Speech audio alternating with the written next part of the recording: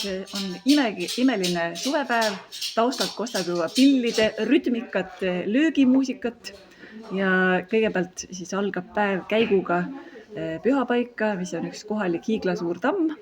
Seejärel tuleb loeng, mille tutvustust näeme seal tahvlil ja pärast seda tuleb siis järgmine loeng, mis võtab meie pärimusteema. Ja pöördume ka mõne külastaja poole, et kuidas siis on ootused enne seda üritust? Ootused on ülisuured. Ma ei oska midagi oodatagi lausa. Selles suhtes, et eks näeb.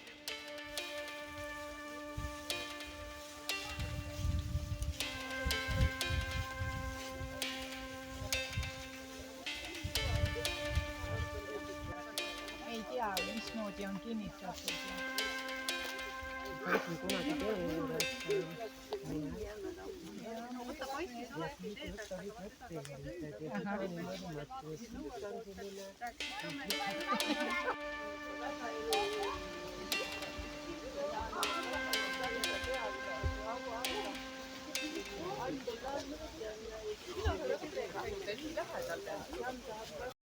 Meie selline peretalu 300 hektarit on just sellise nii-öelda alampiiri peal, et saab veel nii-öelda enam-vähem nagu omale võib-olla leiva lauale tuua. Siit talust on siis, leiab selliseid masinad, mis on ainukesed eksemplarid Eestis, mida mullahaarimise seisukohalt teisi ei ole.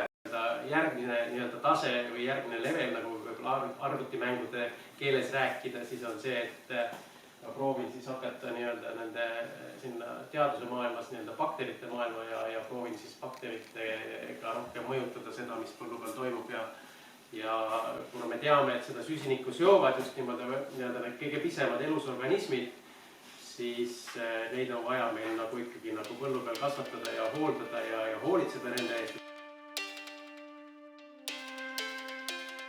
Siis taluperemehe, et ta viib kõik need asjad otsapidi kokku ja siis jõuame siis enam-vähem seedimisest ja kõhust kuni ajudeni ja sealt veel palju kaugemale. Mina olen Kairi, et peremees juba rääkis oma tegemistest, et meil on mõlemal sellised integreerivad teemad, et põllumajandus ja tervis, millest tavaliselt kõik teavad kõike. Et mina olen jah siis tegelikult erialalt seedetraktorist. Igapäevaselt käin tegelikult tööl, et ma siin majapidamisest talus ma olen rohkem nagu ilu pärast siis. Et mulle lihtsalt meeldivad need nagu rajateelele need viljapuaiad ja ilusad põllud, eks ju. Et suurt abimust teinekord ei olegi, sest ma ei ole lihtsalt kodus, aga õhtul, kui ikka midagi teha on vaja, küllap ma siis hakkama saan.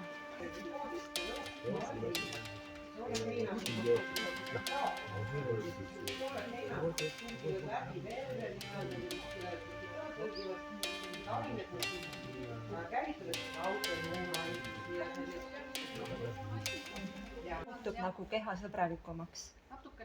Pikema protsessiga tehtud. Teine talumatus juba nagu olemas, et tema, seal on nagu see Hippokratese lause, et toit on sinu ravim, on ju, ja tema ei saa seda süüa, et sealt edasi võib ta kehvasti minna.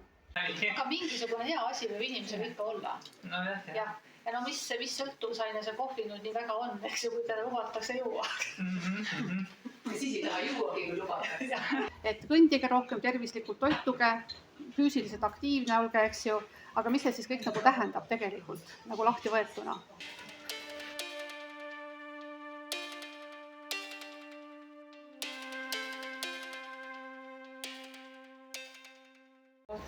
Ma julgen öelda, et mõnikord sellised, et ta võidab alati ja ravib kõik terveks, et sellised lähenemised kipuvad olema ka natuke lihtsustatud. Et vahel ikkagi ei piisa sellest headusest, vaid tuleb kuidagi teistmoodi ka sekkuda. Kuigi headus iseenesest on loomulikult väga teretulnud. Üks väike statistikafail siis ka, et selle kohta, et mida siis Eesti rahvas tegelikult usub.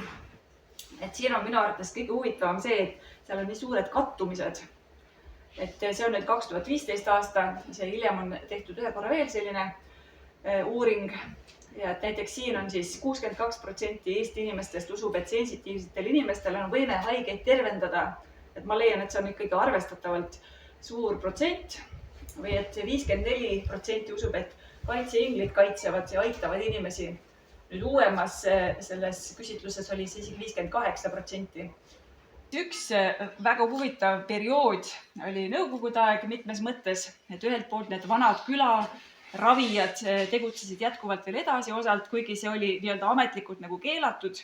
Ja et siis kuskil 70-ndatel, 80-ndatel isegi siis veel hetkel oli sellised paradoksaalsed suundumused, et seesama arst võis siin saatekirjaga saata selle imeraviva juurde, kui ta ise ei osanud enam midagi ette võtta. Ja et seal oli kah, et iseendast see rahvaravi oli keelustatud, aga et siis need arstid võtsid vahel selle riski ja et sellise koosmõjuga siis selle imearsti ja nagu päris kliinikuarsti koosmõjus siis väidetavalt saadi paremaid tulemusi mõningatel juhtudel.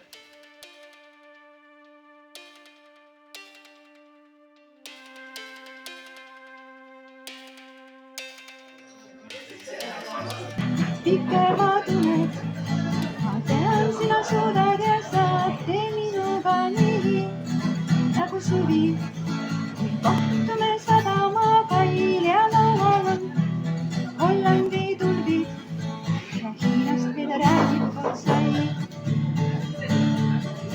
Kaneelsai ja sisse sai paras ja krõbesest küpsenud võis. Nii vaatad mu südame taha.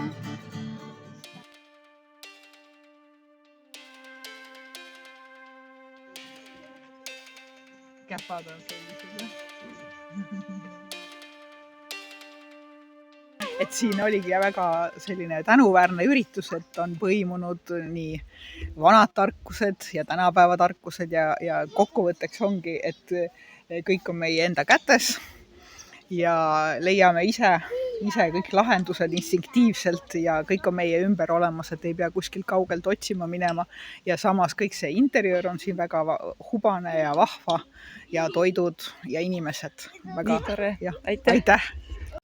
I thought that it was really positive and it was like so whole. It was so good to be part of. It made me feel like I was part of the Estonian community and I understand how, people are talking about like everyday things that affect them, health, breathing, music, instruments. It's just so positive. And I saw that you found also some parallels with the Indian folk culture. Absolutely, I found it because, sacred trees, it's so beautiful. Not just that, but I think that Estonian people's connection with the land. Mm-hmm. It is so like it's inside of them. Like they are the land, and the land is inside of them. It's very beautiful. Thank you. Yeah. Pillide tegemise õpituba ja laud, et me teeme väikseid, lihtsaid ja väga käepärastest vahenditest tehtavaid rütmipille. Ehk siis seal on klobistid ja need väiksed pihujauramid, aga vabalt, kes tahab võtta lihtsalt puhuda mingisugust kõrrega pilli või kes oskab öökuuli häält teha. Et me võtame selle asja kokku sellega, et meil on üks loits või pärimustekst, et viia praktikasse seda, mida te kõik nüüd teoorias olete te kõik väga tugevad. Yes! Make it into my Christmas ornament. Okay. On tree I'll hang it because it's so beautiful. Look. So beautiful. If you like it, somehow it decorates.